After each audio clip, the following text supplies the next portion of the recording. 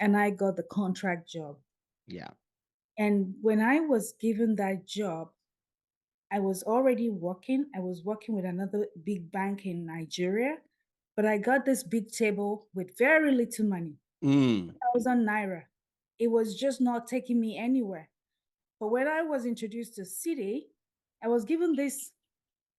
I didn't even know what the job was going to be, but I was told I was going to be paid 13,000 plus, from 3,000 naira to 13,000 plus. And I asked, when I was leaving, the man said, "You're not even going to ask what you're going to do." I said, "Yeah, right." And I said, "What am I going to do?"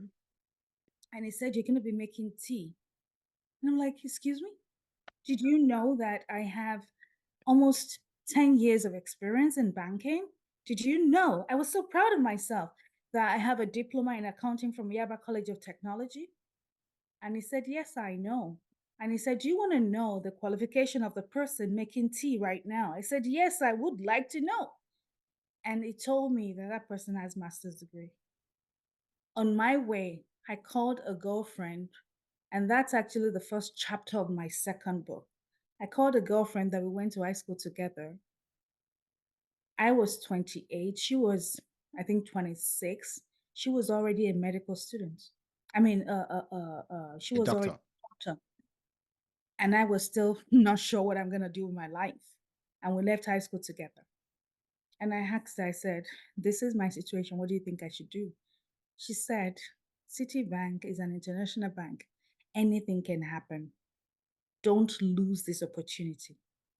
I was angry I'm like, how dare her tell me that? I was squatting with some people because I didn't have money. And when I got there, I told the man and the wife, the two of them sat in front of me. I said, "Oh my God, I'm not having a good day at all." And I told them, and the man said, "I see a bright light. You are going to be big. You should not lose the opportunity." I spoke to another sister. She said the same thing. I was angry in my spirit with every one of them. I went to bed and I had a dream, and God spoke to me in that dream. And God told me, "How dare you? I'm giving you a job and you're saying no." God made me realize that I'm an empty barrel that is making a lot of noise. Wow. I woke up crying from that dream. I said, "God, I don't know how to make tea for my mates. I don't know. You gotta help me. I don't know how I can make tea for people I feel we're in the same category." Do you understand what I mean? Mm. And it was only the grace of God that helped me to do that job. But I hope that there will be an opportunity where we can actually be what we are portraying in this part of the world in Africa to build Africa, Yep. right? So Yep.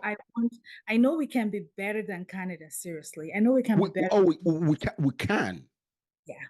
We can. And I'll say one last thing, right? Before coming to Canada, I always had this mentality that the government got to do everything. The government Mm. cannot do everything. Thank It you. takes Another high five. Another one. Another one. Bah.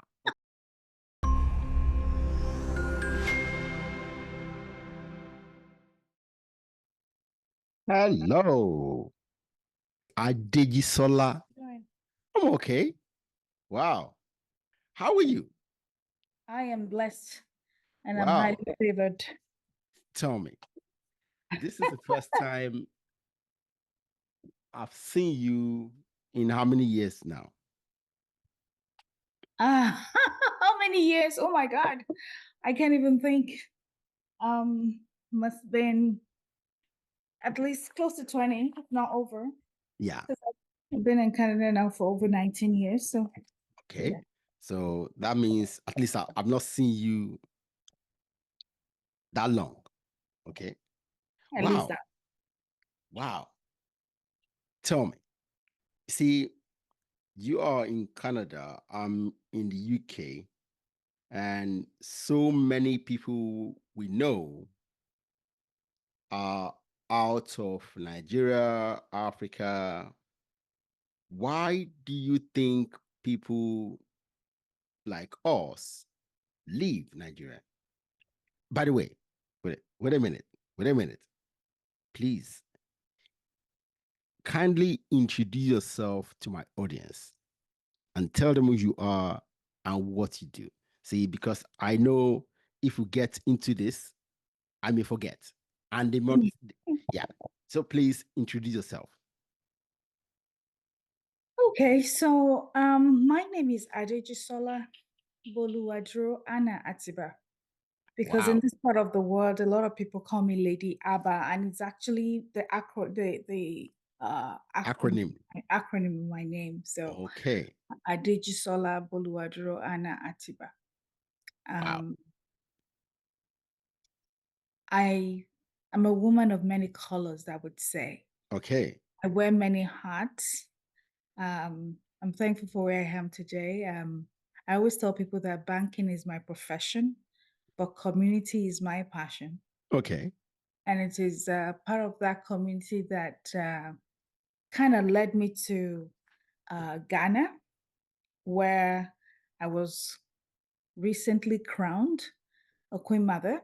Woo-hoo.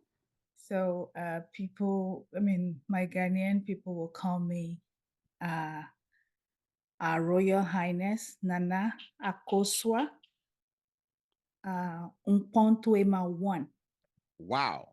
So what that means is I support with development, whether it is culture, whether it is heritage, whatever development is. And I'm happy to say that I am a proud proponent of inclusion because when we see ourselves in this part of the world, what we're looking for is so different from the basic amenities of life. Mm. It's all about how we're included in everything Okay. uh, that the country stands for. So um, I'm a TEDx speaker, I'm a motivational speaker, I'm a coach, I'm a mentor. Um, and that's why I said I'm a woman of many colors.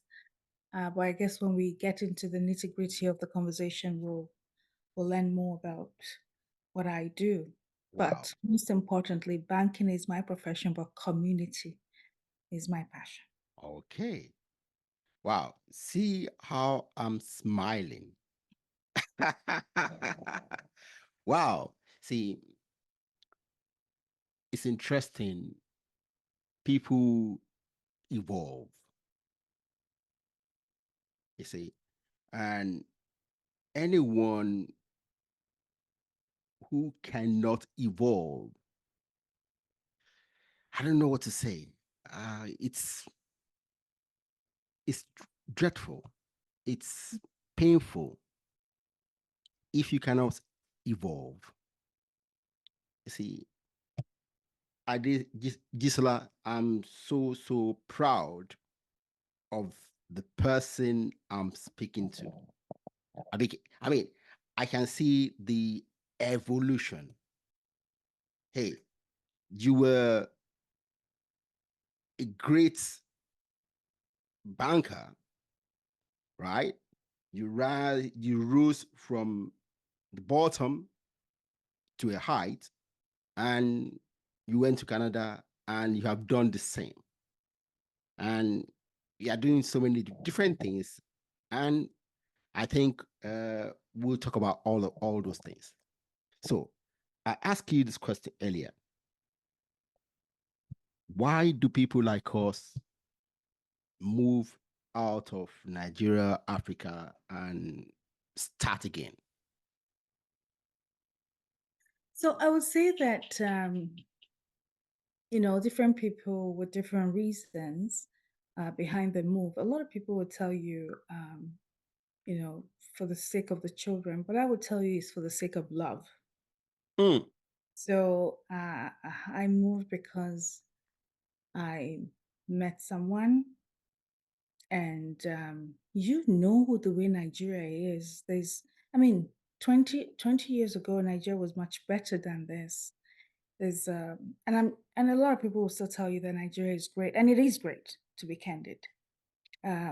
But 20 years ago, it was awesome. I mean, I wasn't planning on living, but I met someone, and if I did not leave, the tendency is that that relationship would not have stood the test of time.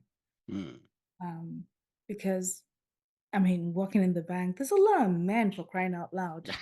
There is money, right? So for me, it was because of love um, that made me to leave because really I was growing in my career. You know how I started in city, and Yeah. I'm proud to talk about it. Hey, Uh, was that not the assistant HR recruitment when you made the leap? I was. Yes. there you go. There you go. I was. So I was already rising in my career, Yeah. and there was really no reason to leave. Yeah. But there's everybody, like I said, will have their reason, but mine was because of love. Mm. Wow. Well, I left for a different reason. Back then, I was a very stubborn person, and I was stubborn towards the police. Whenever they stop me on the road and they start speaking their paper, I give them, and they want something else. I always get cross with them, and I've had several incidents where they actually told me, "Hey, we'll just shoot you, and nobody will do anything." And then once I had my first daughter, I just said to myself, how long would I continue with this? Because hey, I'm not the kind of person to do what they want. Mm, And I mm, said to myself, I have the opportunity, I'll just leave. And that's actually the main reason why I left Nigeria. Otherwise, no reason to leave, mm, you know. And we're here. We're here. mhm. Wow. So can you briefly give my audience a little bit of your story, your migration story to Canada? What challenges did you face and what lessons have you learned in that this ongoing journey? Yeah, it is ongoing, and I really love the way you said it. What challenges? Everything is ongoing. So, we go through certain things in our lives for a reason, Mm. and we don't know why, right? I'll start from Nigeria a little, and like I said, I'm super excited to talk about my story. I'm actually writing my second book. Um, What was the title of the first book? the title of the first book is Authenticity. This is it. Nice, How my why me moments shaped my life. nice. So, some of the things you may not know, or people that knew me in City, was the fact that I started banking in '89. And when I started banking in '89, I was doing everything operations. I was with Society General. Okay.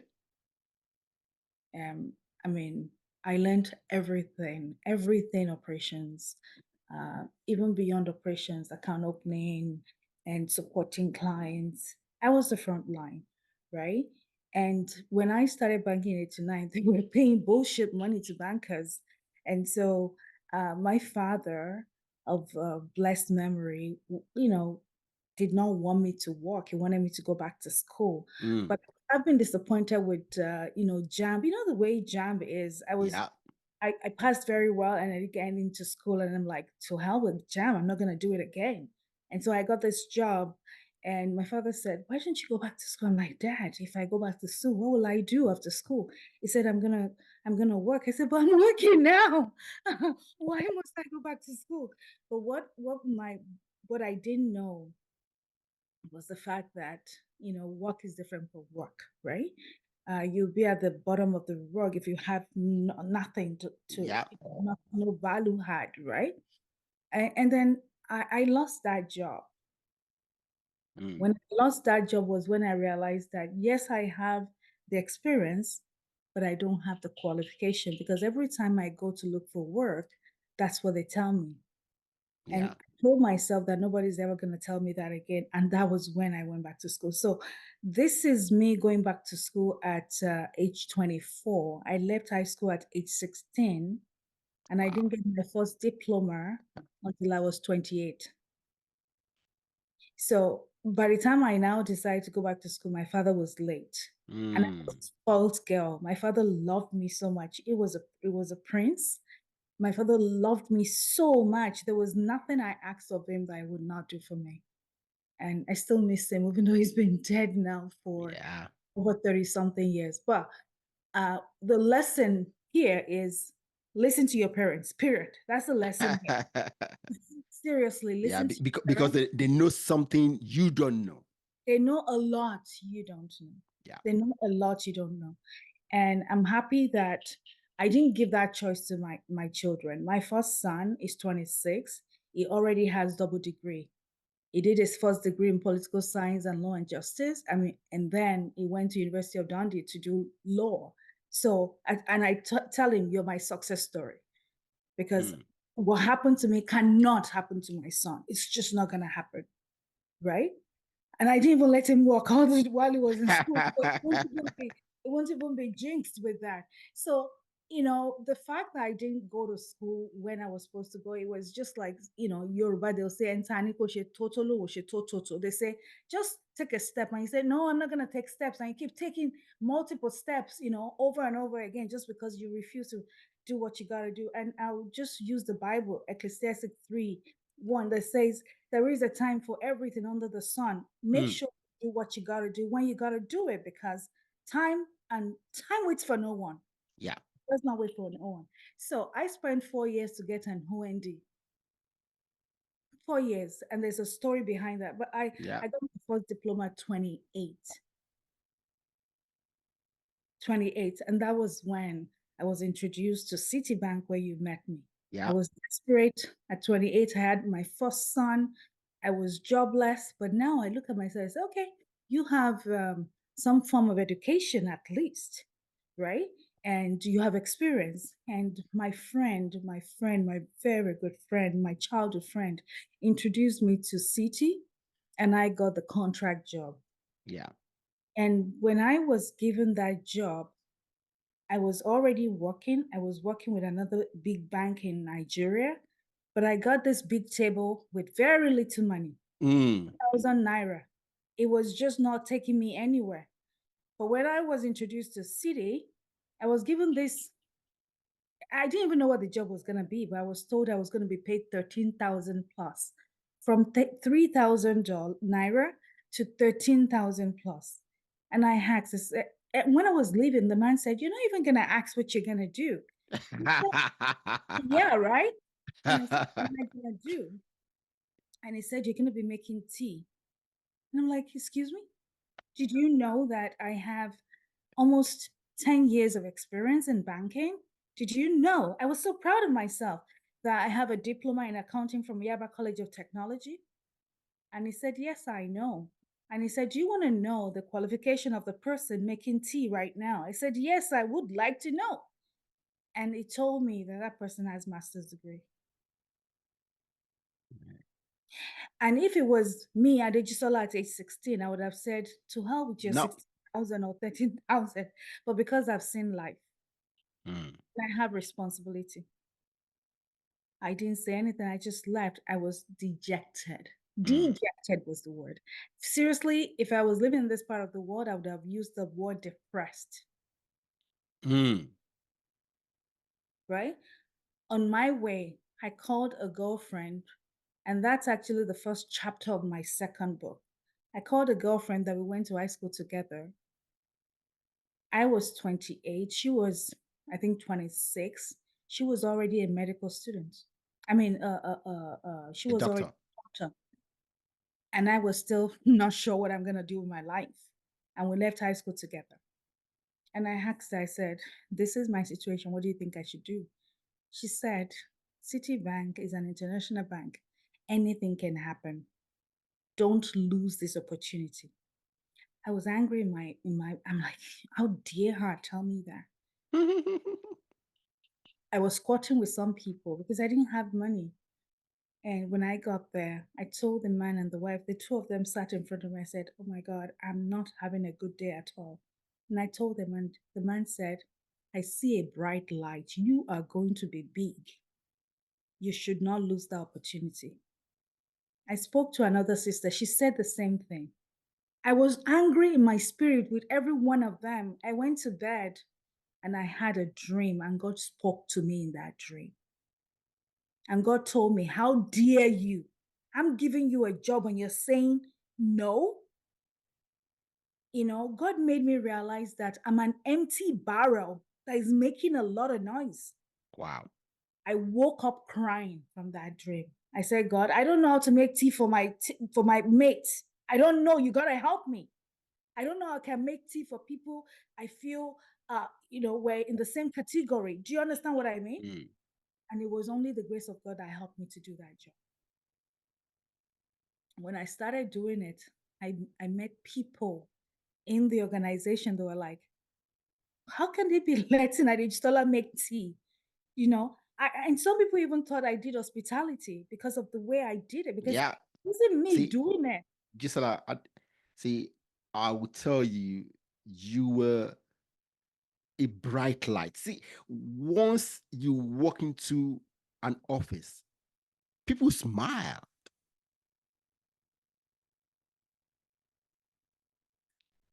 People smiled.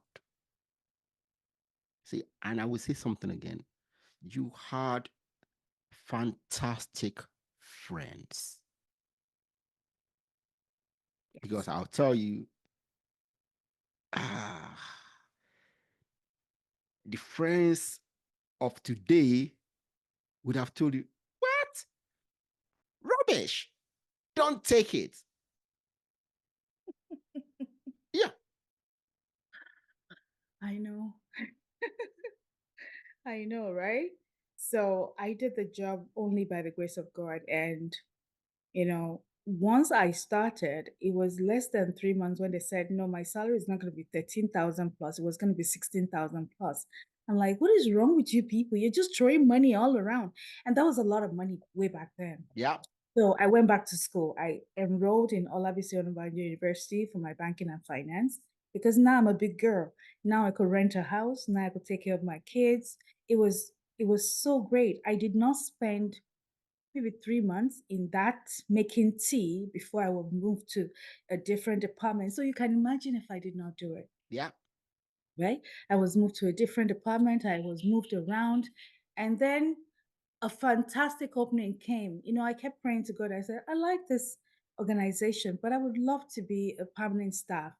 And God kept telling me, you're going to be a permanent staff. And I keep, telling God as if God doesn't know what God was saying, that, yeah, when I finish my degree, I will get a permanent job. But I didn't finish my degree before I got a permanent job. The opportunity opened, and See, the opportunity opened, but you were fantastic in the test you did yes, and in the interviews. yeah, Okay. You were fantastic. And I will tell you in the interview, I wasn't there, but I know the kind of person you were. That's joyful person that people give see your attitude gave you the job. great. It's not your qualification, No, your attitude gave you the job. yeah, because I didn't really have a qualification. Other people that had that interview with me had much more better qualification, but God made it happen. And imagine now, from 16,000 plus to earning, my base then was 500,000. I mean, and every quarter they'll give us Mhm. money. It was like I was losing money from all over me. It changed my life. It just changed my life. Yeah. And so being where I was, it was not the time to leave the country. Mm. It was to finish my degree, do my master's, continue to grow. But then I found love. And so I left and I had to start all over again. But this starting all over again, I know who I am. I know what I am. I already finished my degree, even though I didn't have my certificate on me, but I already finished it. So coming to Canada, it was like, oh my God, what have I done? But because you make up your mind that you want to do something, Yeah. what you got to do is how do I move forward? And, as I continue to mature, I realize that there's no point wasting time on what has happened because history will always be history. But what are we doing with history? How are we learning from the moments in history is what's paramount. And that's really what I did. So when I got to Canada, I realized that one, your certificate meant nothing, right? Wow. Yeah. And two, I realized that to everybody, I'm Black, right?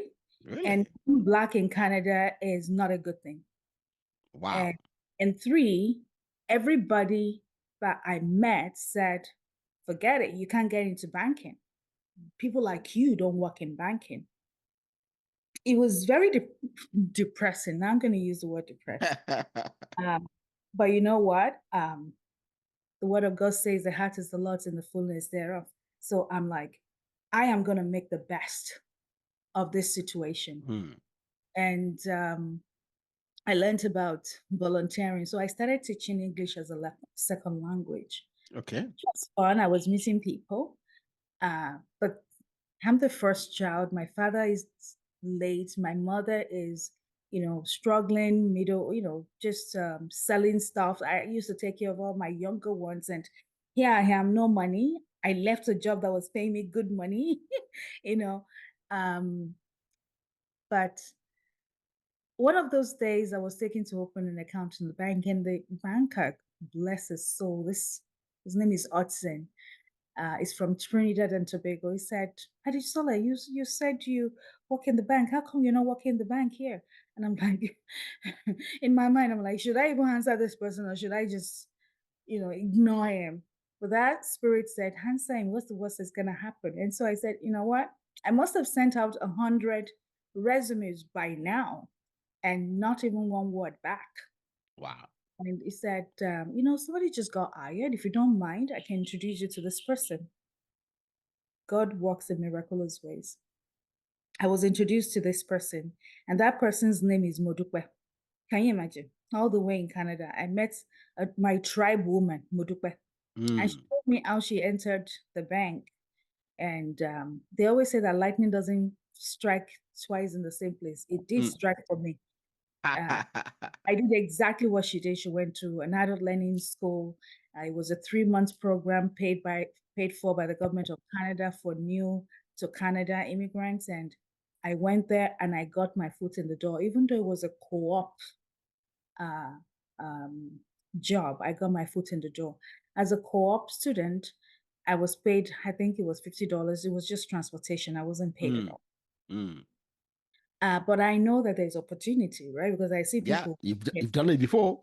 I've done it before. It's not a big deal. That's Yeah. what I'm saying, right? You don't know why you go through certain things because, so I became a teller, and after the co-op, they said, "Oh, we like you," and they hired me as a teller. Now the problem now is there was no mentor, nobody to talk to, nobody to guide me. The system is a little different, actually, not little, it's a lot different from back home. Mm. And there were a lot of people that do not look like me. Seriously, I was the only person that looked like me when I started working. Even when I was placed in a branch, there was one more person that looked like me, but she was into nursing and she was just using that as a stepping stone to get ourselves together. So there was really nobody. But because of my background again, um, and God on my side, I saw this man. He looks very important in an office. I walked up to him and I said, "What do you do?" He told me he's a financial planner. Seriously, I did not understand what financial planner was then. But I said, "How do I become a financial planner?" And he told me I need to do these certifications. And I just started doing the certification. And I did it while I was a teller. I was a teller for 3 years. And I did the Wow. certification as a teller. I got my certification as a financial planner, but I didn't get the job. But the point is, I was building on my skills. Yeah. And so after 3 years, I got promoted to what they call account manager. Account manager is someone that opens, regular accounts, opens investments, Mm. do some basic credits. And I spent 2.5 years there. And during that time, the first year of being an account manager, I actually won the cruise for the bank. The Wow. cruise is given to the top 1%. Wow. I was sent on a cruise for 10 days, all expenses paid with this organization. And I moved on because now I have the certification I have much more than what an account manager needed. Yeah. As I was moved after, I think, was it 2.5 years or 3 years to senior account manager. Again, as a senior account manager, you still do investments, but you do complex credit, you do business credit. I got to really know more about banking. Yeah. So I understand the, two sides of the balance sheet when it comes to banking. And so and then after spending 3 years as a senior account manager, I became a financial planner. Now, Interesting. would this have been my route? Maybe not. Maybe if I had guidance. And that is Yes. why Yes. when I became a financial planner, I was kind of at peace with myself because as a financial planner, you literally manage a book of clients. So I started with like maybe, I think it was 100. I went up to 250 clients and I was managing, and I'm talking about 10, 12 years ago now. I was managing about 150 million in net assets. And it was a good role. It was a fantastic role. It was a futuristic role. You help your clients to see beyond the now. You Yeah. help them plan for their short, medium, and long term, for their children, for whatever is important to them. You get to know them. You wrap your arms around them, around their families. They refer friends and families to you because of the advice that you give to Yeah. them. It was a fantastic role. So at that junction, I felt, Adejisola, do you want people to go through what you went through? Mm. Mm. Mm.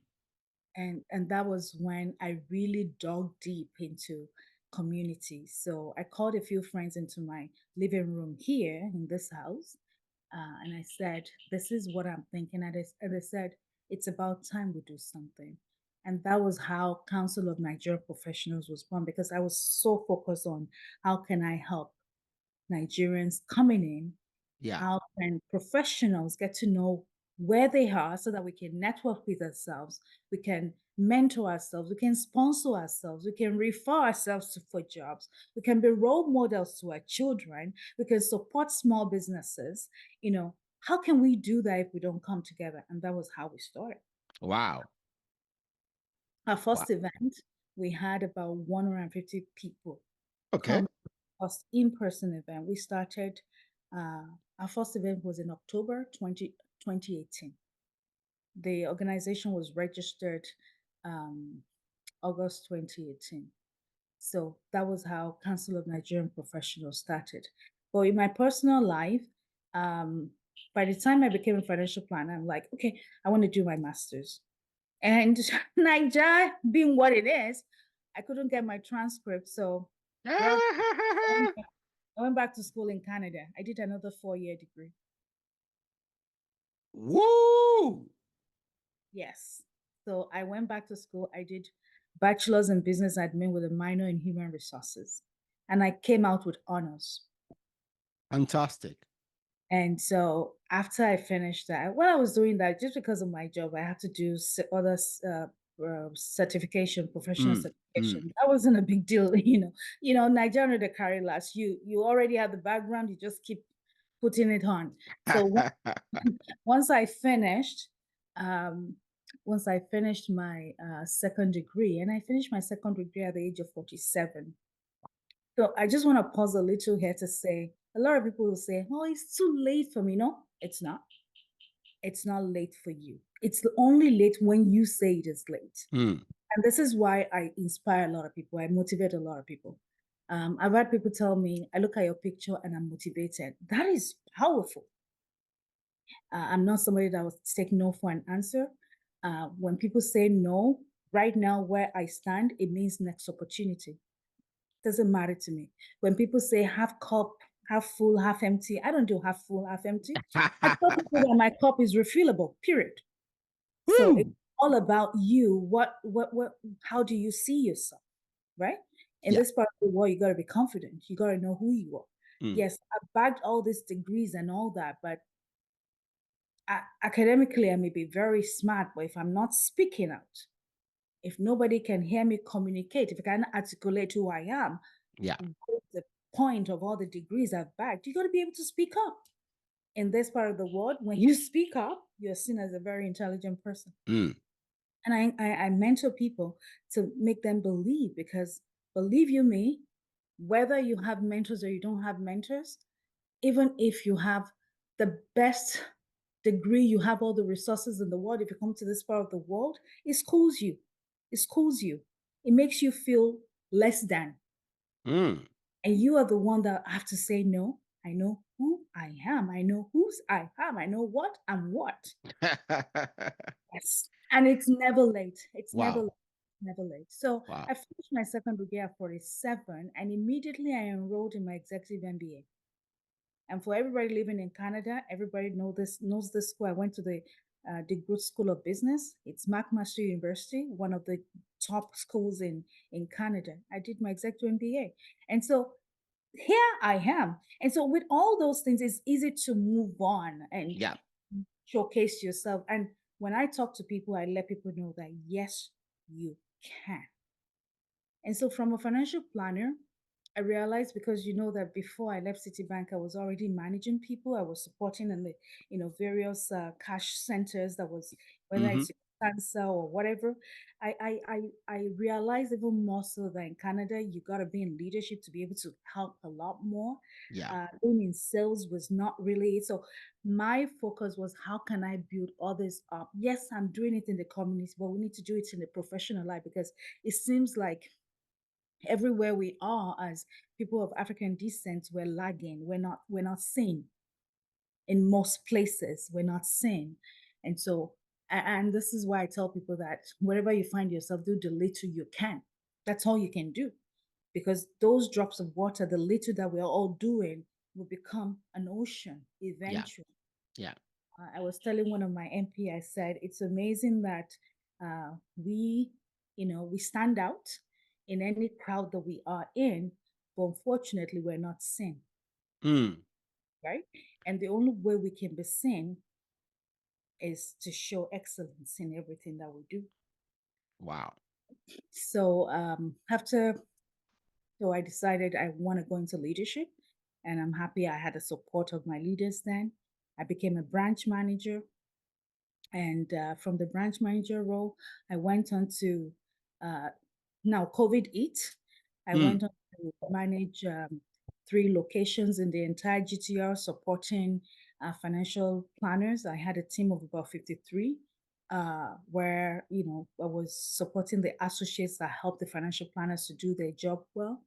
And then from there, I went back to the retail world, the branch world, which is where I am right now. I'm a what you call a community manager. So I Yes. have about four branches that I'm the strategic lead to help. And so my job in the banking world is to inspire, to motivate, to upskill, to coach, to make people see beyond the now, be the best they can be. And right, Wow. community is the same. Inspire, coach, empower, motivate in the community. So, and And that's really what made me known. And I'll tell you what happened yesterday briefly before I stop. Okay. You can see I love to speak now because, like I said, a closed Yes, you mouth is do. a closed mouth is a closed glory. So yesterday I was actually at an event. It was the Indo-Canadian Chambers of Commerce. A very good friend of mine invited me, Dr. Indira Rana, and it was a fireside chat with one of our ministers. She's the president of the Treasury Board. She actually was the defense minister at one point in Canada. Okay. And so we had this event, and while she was speaking, she said our family lived in Nigeria, Hmm. and our sister was born in Ibadan. Hmm. And I'm like, oh my, that is where I was born. And I told her, I said, we should take you home and give you a name. And the minister said, if I were to have a name, what would that name be? And I'm proud to tell you that I actually named the Minister of Canada. I gave her a name yesterday. And Okay. Omobo Wale, Omobowale. Hmm. meaning the child has come Has home. come home. Wow. And she took down the meaning and she was super excited about it, you know. So and in that same and this is predominantly, Indo people in Indus. And there was another gentleman that came to me and said, did you know I just came back from Nigeria? I lived there for 16 years, right? Um, I want to say this. My people, Nigerians, you don't know what you have. We are amazing, period.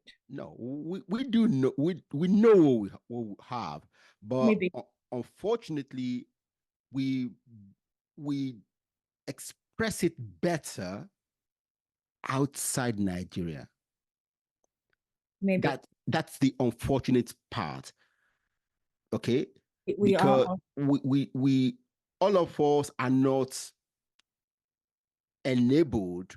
We don't have the opportunity to express that genius Hmm. in Nigeria. And that is the sad story because Nigerians need to express the genius in them in Nigeria.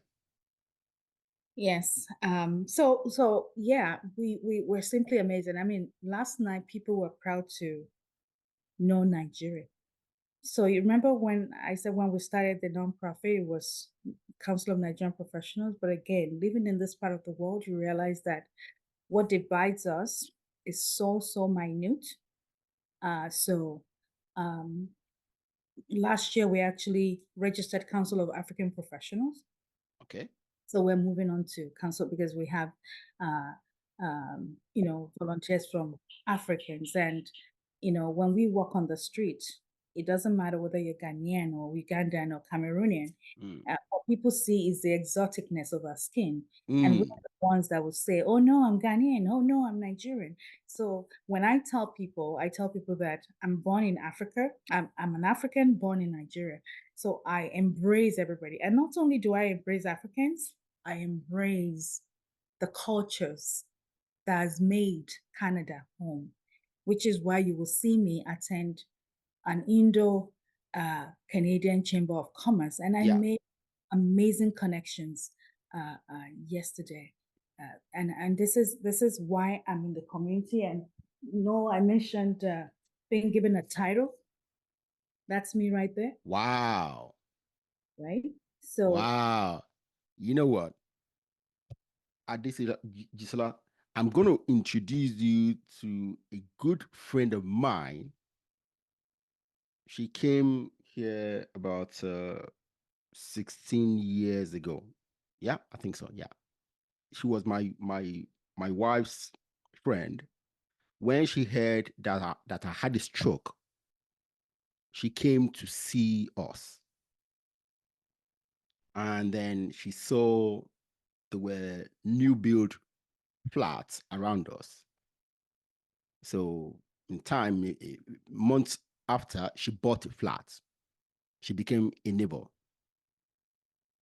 Today, she has been a council member in this town for the last about 8 years. Yeah. And yeah, she's, what's it called? Social worker, a therapist. She's a carer. I mean, she does a lot of, just like you. She's, um, and then she was the one that to start Nigerians in Watford. And on the other hand, Jibril Anakile, right, in City, he called me. That was 2008. Yeah. One day she just called me after work and then she asked me to come for a drink. So I went and then I met a few other people. Uh, and then he told me, hey, he wanted us to start what we eventually called Professionals for Africa. And before I had the stroke, we're having quarterly events here in the city of London. People from all over the country and outside in Europe come for our events. And we started inviting people. We invited General Obasanjo as a guest. Unfortunately, when he finally came, I was in hospital. Mm. So yeah, so see, people of the same background do similar things. So there's some magic in the tea you served all of us in Citibank. All right. Wow, it's very very interesting. It's very interesting. So see, you talked about your interests in inclusion. You are an advocate of equity, diversity, and inclusion. Tell me more about that. Thank you. Thank you so much. That's so, so near and dear to my heart. You know, the history we're taught back home, I understand they stopped teaching history and then I think they said they brought it back, Mm, but it's not a total history. really? Yes. Wow. Okay. Our history, um, you know, for instance, there was no Nigeria, right? It was Yes. it Hmm. was new for us. For instance, all the boundaries that were made was done over tea. Mm, Some people, a lot of people don't know that. So we know that there's some part of Yoruba people that were, caught away from the so-called Nigeria. So really, I mean, why should I allow that to make me who I am, right? And then, the idea that a lot of our brothers and sisters were sold or taken, captured abroad, and they were treated less than human. We all know that slavery is something that is historical. I mean, yeah. every culture has it, but it's the way and manner that people were treated like animals, actually less than animals, that made it look as if anything exotically African is bad. Mm, And that's why I always tell people that our job is kind of we set. We we have a lot to do. And so coming here, I mean, we don't celebrate Black History Month in Nigeria. Coming here, why should we? We're all black. exactly. So Black History Month becomes something that is really, really important to celebrate in this part of the world. And I don't. okay, so I feel it's important that people get recognized for the Yeah. impact they've had. It's everything we're seeing today was not created by other tribes. There are a lot of things that were created by people even during hardship. Okay. It is not the beginning of our history. It is like a blip on the horizon. And that is why people like us coming into this part of the world, we're kind of supporting our brothers and sisters that have been here. And most of them, and I'm saying this with the utmost respect, just because most of them don't really, they've taken other cultures as theirs. They don't really understand where they're from. And, I feel it's incumbent on us to speak our truth. Mm.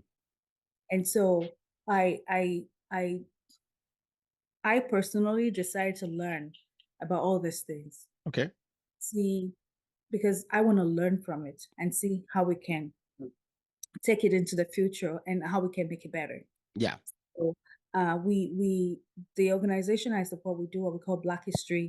We used to do Black History Month, but now we do Black History event, an essay writing competition where we even engage our youths to write essays of Okay. what they see our people do in the future and now. Because a lot of us will say our children are the future. I always say that they are present, because if we don't support them now, they cannot be the future. Yeah. Yeah. So, That's the true. Black History event is one of the things that we do as an organization to continue to have that conversation, to move us from the past to the present and to the future. And in the town that I live in a town called Milton in Ontario. The region is called Halton Region. I've been living in this town now for a little over 8 years. Okay. Uh, and if I go in there, it's going to take another long time. But I would just say that I'm happy to say that I made the Black History Proclamation done in this town for the very Okay. first Wow. time. And so that's another story. But we do Black History events, we engage our youth, we celebrate our culture. I believe that we need to educate. Mm. If we're not educating, nobody's going to know. There was a time that, and some people may still feel that they feel Africa is just one country. Yeah, right.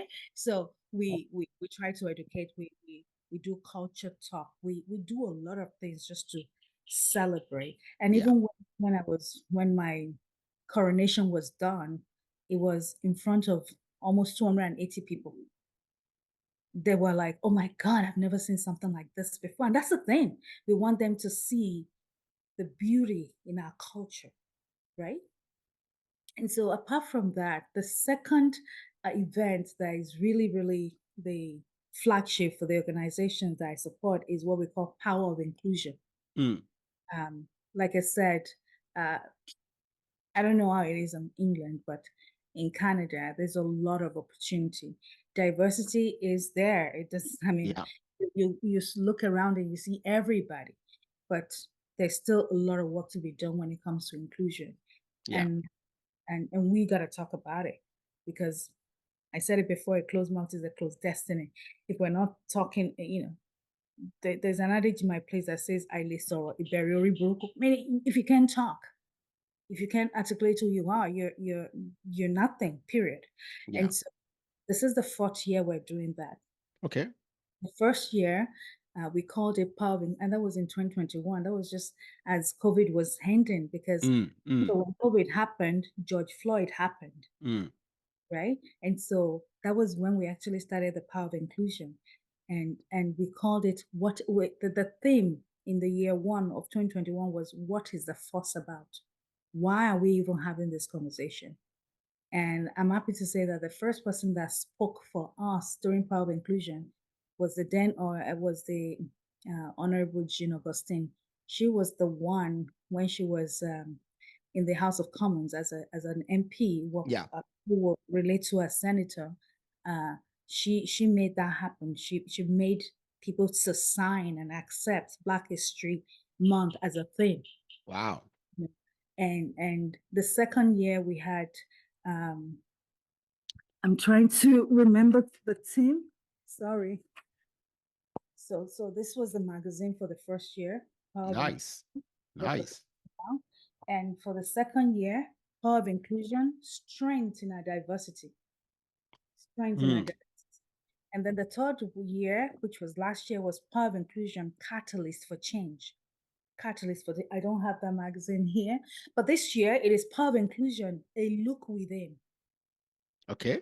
So we always do it for a few days. This year it's a 5-day program, and power of inclusion, a look within, is gonna, the sub themes around it is looking at the impact of technology in inclusion. Okay. Yeah, Impact that's a fantastic one. Yes. so the impact of religion in inclusion, the impact of finance in inclusion, the impact of the legal system in inclusion, the impact of governance in inclusion. And at the end of the day, on the last day, we always celebrate and give awards to people that are doing amazing things in the community, because we want them to continue to do it. Yeah. And also to encourage others sitting on the sideline to do To something. John. Yeah. Yeah. That's good.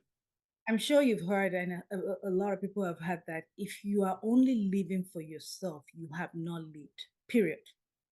Agreed. What are you living for? Right? I tell people that my purpose, I'm so grateful to God that I it gave me the grace to understand my purpose in life. I guess that's why it brought me to Canada, right? My purpose, like I said, is to inspire, to motivate, to elevate, to make people believe. And as I'm doing that, it makes me a better person. Yeah. That's You know, it. we always feel that when we give, we're giving. Yes, yes, yes, we give, we give, we give. But believe me, we're getting back a lot. Um, I mean, when you knew me, I wasn't like this. I don't talk like this. No. I'm a TEDx speaker, for crying out loud, right? you know, I I've been able to polish my skills, and giving, volunteering, giving yourself does that to you. Yeah. Become your best self. So yes, I would love for people to join us for the power of inclusion, because the first 4 days is going to be virtual, and all the details will be on the website, cmpnj.ca, under events. You can choose whatever topic that speaks to you. Be a part of the conversation, contribute to the conversation. It's not because of you. It's not because of you. It's because of your children and generations on board. Yeah. And that is what power of inclusion is all Wow. about. See, me, I believe wholly in inclusion. You see, uh, I was opportune to, I was born in my village, right? I lived for the first 5 years of my life in the village. And then I was opportune to come to Lagos. By the time I left my village, I could speak Igbo and English. Both my parents were teachers. So I started reading at 3. So I spoke English. By the time I got to first tack, that's where I landed. The little kids in first tack didn't speak pure English. They spoke broken English, which I didn't understand. But in the 3 months I was there, I picked up. I could speak it. And then my mom and my sisters came months later. They came with the taxi. They came to First Tac to pick me up. And then we went to Ilaro, Egbado, in Ogun State, where my father was working. Then my father was working in the Federal Government Girls College, Ilaro. That was the one that now was moved to Shagamu. Okay, so we're living in the federal government housing, whatever, right? So I had to go to school there. In fact, my best friend in that town, Moyede, I still remember the name, right? After 45, 46 years, I still remember the name. I learned Yoruba in a few months. Okay. So, see, there's a gentleman I'm working with. What is his work is inclusion. He's the founder of a organization called Salt House. He's been on the podcast twice or three times. Yeah. See, we talk about this. And I tell him one thing.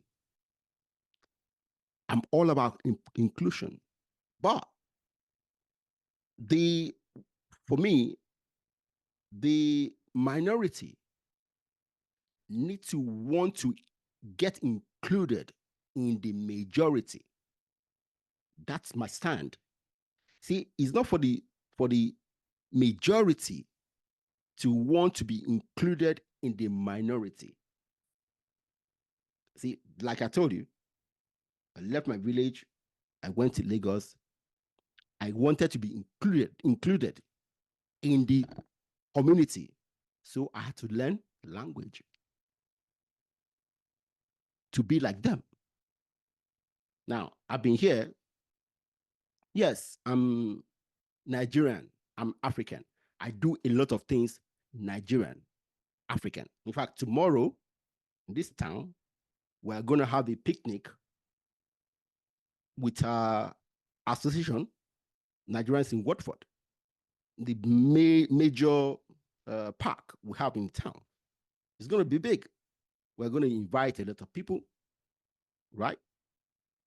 Like I told you, I was a co-founder of Professionals for Africa in the city of London. It was a big thing, right? But I have never been, I've never wanted to be exclusive. See, this is us. See, I want to express myself. I want to tell people who I am, but then I want to join the majority. In fact, see, when it comes to history, my father was a history teacher, and I had to force him to write our family history. He did that last year. Iwe Benoit, that's his mother's name. You know, so it's the family history, the town's history. See, I love history, and there's so many things we don't know. Okay, like unfortunately, history has not been a subject we really learned back home. But all my life, all I've learned is what history, because my father taught history. If you check my shelf, the book I have the most are history. Maybe I have up to 50, 60 books of it on history. So it's important. Inclusion is important, and we all need to continue working on it, wherever we go to. You know, yes, we don't want to abandon where we are. Okay, but then we want to continue being included in every space you go to. That's that's my little take on that. It's a very important thing to do. And you're so right. And that's why power of inclusion is not something that is done by just Africans. We invite professionals from different cultures, different backgrounds, Good. who lend their voice to inclusion. And even when we give the awards, we don't just give to African people, we give to a variety. If you go to the website, like I said, CNPNGO, you guys have a website? Yes, Okay. cnpng.ca. And you go under events, you will see what I'm talking about. So this is like one of the speakers last year. So you can see, and this was wow. last year. Man, This was you guys take this very seriously. Oh, no. So I'm a professional. Everybody that knows either I do things or I go home. It's either I go big or I go home. I don't have time for anything less. So I'm happy to say that we partner with the indigenous people. We partner with Hispanic people. We partner with a lot of people Yeah. in when it comes to inclusion. For this year, we actually partnering with about 10 organizations of Wow. diverse backgrounds. Uh, Partner with a lot of people just to make sure that we continue that conversation on Mm. inclusion. So you're That's right. see, it's something very important because I mean, the world, we have been saying this for decades now. The world is a global village, okay? Uh, and as the level of migration continue to increase, we need to make sure that everybody who is moving is willing to be included in the place he goes to. Yeah, it's very, very important. It is very, very important. See, one thing I like to do is that, see, our people don't read enough. So I like to in, ask my guests to recommend 5 books. 5 books, eh? Can I Yes. stand and quickly get some things? Okay. Can I stand up? Yeah, Okay. sure. One of the books I'm going to recommend is my book. Yeah, of course. So just give me a minute. You're an author. Yes, I am back. Okay. I had to get the books. Okay. First one I recommend, of course, and I'm Yes. not sure. Authenticity or see, I have a problem with pronunciation since my stroke. Authenticity. Oh God, I can't. Authenticity. Thank you. Thank you. Why? All my why me moments shaped my life. See, can I get this book on Amazon? Yes, Okay. it's a Good. Good. okay. So that's the first one. This is written by a lovely Leave it up. African lady, Yeah, Biode. boy D. Biode. By oh God. See me?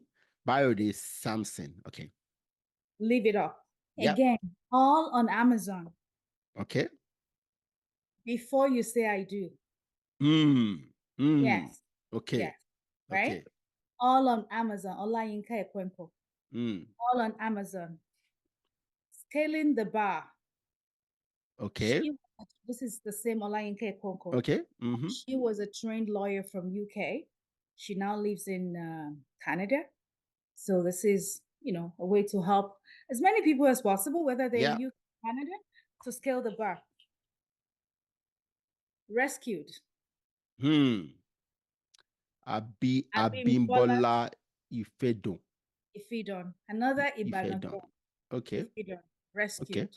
Okay. All on Amazon. All And right. I'm going to give you one more. Okay. Good. Racism. Rising above the discomfort of difficult conversation. Hmm. Hmm. Well, should I get this? See, I've read so many books on racism. See, I doubt if I will encounter any new idea. You But never see, know. This I woman, will tell you, I got this guy's book. Oh God, what's his name now? Anti-racism, anti-racist book. let me give you a high level overview of this book. Okay. I'll give you a high level overview of the book. So this lady, when she was in high school, she wanted to go into law. Okay. And the guidance counselor told her, you know what, you should go into paralegal. Mm. And she went into paralegal. But at 49, she's in law school. Okay. So it's rising. And this actually happened to my son when he was in high school. When he left middle school to go to high school, the guidance counselor told him that based on his grades, it doesn't see him as somebody that will go to university. Mm. This is the same boy now that has done his first degree in political science and law and Yeah. justice, second degree in law, right? This See, is somebody that they told, and I told them, I said, no. I'm happy it happened to him. See, so many people, there's so many people who, for one thing or the other, their counselors discarded their ability to rise. And you Right? know what? And you know what? The counselor can say whatever they want. Yeah. But where are the parents? And this is Oh, what I would say. if I could high five you, high five. See, where are the parents? Exactly, because if I did not stand for my son, okay, kids, there's stupidities in their belly, right? And you say so? they want the easy way out. He would have taken it, right? I wasn't there. My daughters, I would force them, because they don't listen to all my podcasts. I will force them to listen to this episode, because you are saying so many things that I say to them that it sounds, oh, that is just talking, right? Let me quickly give you a synopsis of my books. All right, good. The next book, which is Be Limitless, is going to be all about me, but this Okay. one was all about 16 different people. Okay. Right? Telling their stories of why me. And the one that really speaks to me, apart from my story, is of a boy that did not see his mom or his parents for the first 27 years of his life. Wow. He was living in a refugee camp. And he said the only way to get out of the camp is to actually show your intelligence. Today is in Canada. Today is a CPA, meaning a chartered accountant. Yeah. How are you allowing your why me? Is it one of the people that I interviewed actually said, why not me?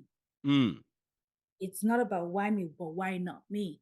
Maybe God allowed me to go through this because he knows I have the capacity to handle it. So the stories in there are life-changing. There's nobody that reads this book. They read it, they can't drop it. They finish it one day. And it has, again, 16 different experiences. Wow. Wow.